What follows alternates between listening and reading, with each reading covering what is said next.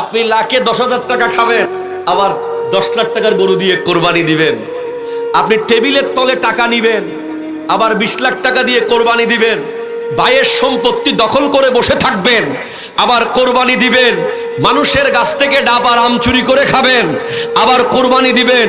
জীবনে মসজিদের আশেপাশে হাঁটেন নাই, আবার কোরবানি দিচ্ছেন। শুক্রবারে 2 রাকাত নামাজ পড়ে দৌড় মেরে বের হয়ে গেছেন, আবার কোরবানি দিচ্ছেন।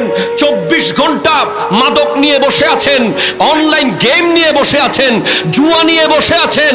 আপনার আবার কিসের কোরবানি? ঠিক কিনা কথা জোরে বলেন। পরকীয়া প্রেমে লিপ্ত, আবার আপনি কোরবানি দিচ্ছেন। আছে না নাই? আছে না নাই?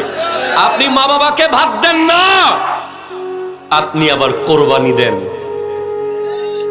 কথা কয় না? অনেকে আবার শ্বশুর বাড়িতে কোরবানি দেন। আর এটা কোনো অনুষ্ঠান না, এটা আল্লাহর পক্ষ থেকে দেওয়া বিধান। আমার নবী 10 বছর করেছেন উম্মতের পক্ষে কোরবানি। একটু জোরে বলেন না সুবহানাল্লাহ। এই পশু আপনাকে পিঠের উপরে চড়িয়ে জান্নাতে নিয়ে যাবে।